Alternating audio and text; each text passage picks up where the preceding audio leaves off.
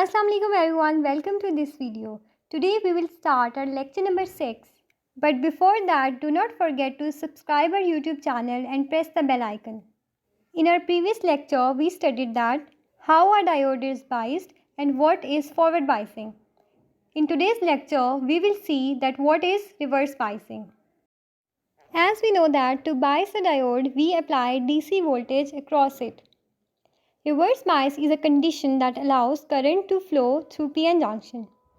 So here the external bias voltage is called V bias, and here's the resistor R which limits the value of current that does not damage the diode.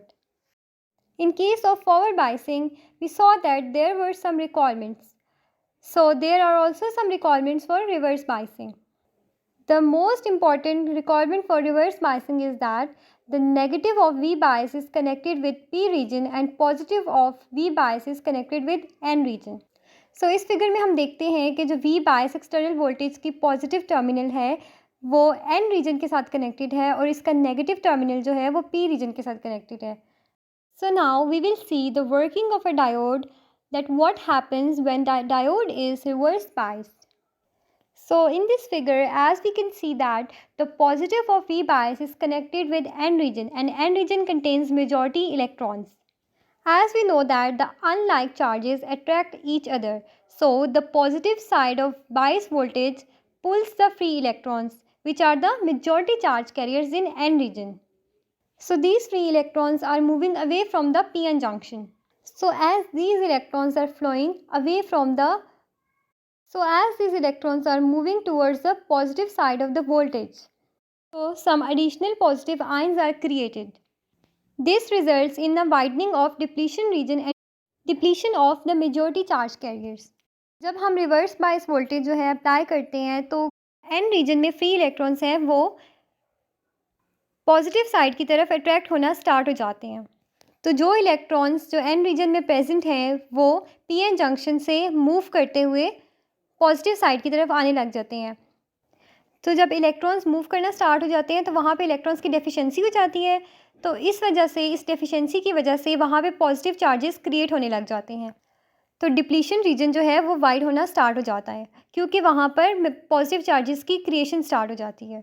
So likewise in the P region, electrons from negative side of the voltage source enters valence electrons and move from hole to hole towards the depletion region where they create additional negative ions. So अब जो negative side of voltage है वो क्या करती है, वहाँ से electrons जो हैं P region के अंदर जाते हैं और holes में travel करके depletion region में जाके negative ions बना देते हैं. और ये जो है depletion region ये positive और negative ions create करता है और जो depletion region है वो widen हो जाता है. So this initial flow of charge carrier lasts only for a very short time after the reverse bias voltage is applied. So as the depletion region gets widened, the availability of majority charge carriers decreases. As we know that the P and N regions are getting depleted of majority carriers. So this electric field between the positive and negative ions increases in strength until the potential across the depletion region equals to the V bias voltage. So at this point, the current eventually stops, except for a very small reverse current that can usually be neglected. जो charge carriers का flow है या जो current का flow है वो बहुत थोड़े टाइम के लिए होता है क्योंकि हम देखते हैं कि जो N और P रीजन में मेजॉरिटी चार्ज कैरियर्स है उनका नंबर जो है वो डिक्रीज़ कर जाता है और इन मेजॉरिटी चार्ज कैरियर्स की डेफिशिएंसी की वजह से डिप्लीशन रीजन में जो है पॉजिटिव और नेगेटिव आयंस क्रिएट हो जाते हैं और डिप्लीशन रीजन जो है वो अपने साइज से ज़्यादा इंक्रीज़ कर जाता है और वाइडन हो जाता है. सो जब ये पॉजिटिव और नेगेटिव आयंस जो है इंक्रीज़ करते हैं तो इनके बीच जो इलेक्ट्रिक फील्ड है वो उसकी स्ट्रेंथ ज़्यादा इंक्रीज़ हो जाती है और ये इंक्रीज़ होती जाती है जब तक कि डिप्लीशन रीजन के अक्रॉस जो पोटेंशियल है वो एक्सटर्नल वोल्टेज के इक्वल ना हो जाए. So when this potential equals the V bias voltage, the current stops and there is a very small amount of reverse current that can be easily neglected. So at this point the current stops and this current is called the transition current. This is not the reverse current. Okay, this is the direct current or transition current. We see that the small amount of reverse current is present there and it can be neglected. Now we will see the reverse current. Reverse bias condition में जो very small amount of current exist करता है which is due to the minority charge carriers N and P regions that are produced by thermally generated electron hole pairs.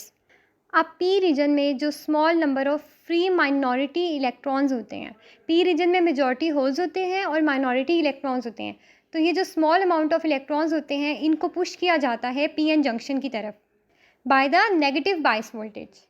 क्योंकि P reason के साथ negative bias voltage connected है तो वो उसको charges को रिपेल करेगा और जो स्मॉल इलेक्ट्रॉन्स हैं, जो माइनॉरिटी इलेक्ट्रॉन्स हैं, वो PN जंक्शन की तरफ मूव करेंगे और ये N रीजन में जाके जहाँ पर माइनॉरिटी होल्स हैं उनके साथ जाके कंबाइन करेंगे।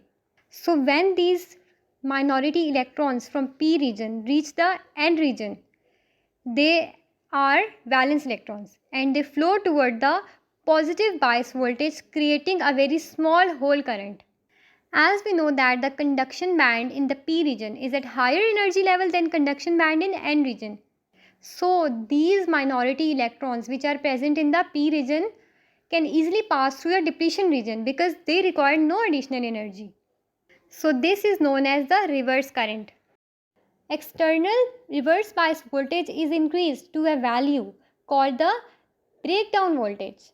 The reverse current will drastically increase. अगर हम रिवर्स बायस वोल्टेज की वैल्यू को इंक्रीज़ करते हैं उस वैल्यू तक जो कि ब्रेकडाउन वोल्टेज है, तो रिवर्स करंट भी इंक्रीज़ होना स्टार्ट हो जाता है। अब हम देखते हैं कि अगर हमने रिवर्स बायस वोल्टेज को इंक्रीज़ कर दिया है तो क्या होगा। जो ये रिवर्स बायस वोल्टेज है ये एनर्जी देगा फ्री इलेक्ट्रॉन्स को ताकि वो P रीजन से निकल के N रीजन में चले जाएं और ये जो वैलेंस इलेक्ट्रॉन्स होते हैं P रीजन में ये एटम के साथ कोलाइड करते हैं। इनकी इतनी ज़्यादा एनर्जी होती है कि ये दूसरे इलेक्ट्रॉन्स को, दूसरे वैलेंस इलेक्ट्रॉन्स को भी नॉकआउट कर देते हैं ताकि वो ऑर्बिट से बाहर चले जाएं और कंडक्शन बैंड में चले जाएं। तो अब ये जो कंडक्शन बैंड में न्यूली क्रिएटेड इलेक्ट्रॉन्स होते हैं ये इनकी एनर्जी इतनी ज़्यादा होती है कि ये लोग इस प्रोसेस को रिपीट करते हैं।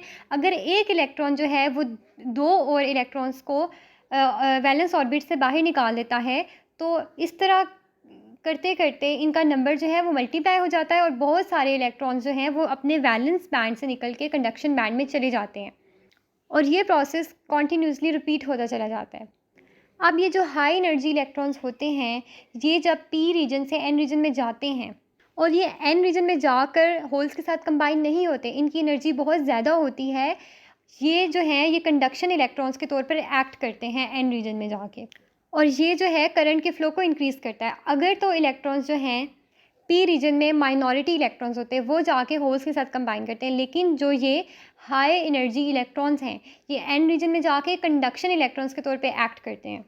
This multiplication of conduction electrons is known as avalanche and results in very high reverse current that can damage the diode because of the excessive heat dissipation. ये जो कंडक्शन इलेक्ट्रॉन्स होते हैं ये current के flow को और ज़्यादा कर देते हैं तो हीट एनर्जी जो होती है वो रिलीज़ होती है, तो इसकी वजह से डायोड जो है वो डैमेज हो सकता है क्योंकि रिवर्स करंट बहुत ज़्यादा हाई हो जाता है।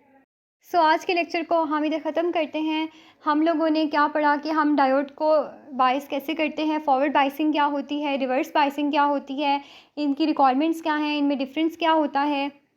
हम लोगों ने सब पॉइंट्स को डिस्कस कर लिया है। अगर फिर भी आपको कोई कन्फ्यूजन है तो आप लोग कमेंट्स में पूछ सकते हैं। उसके अलावा आप हमारे इंस्टाग्राम पेज पर हमसे कांटेक्ट कर सकते हैं।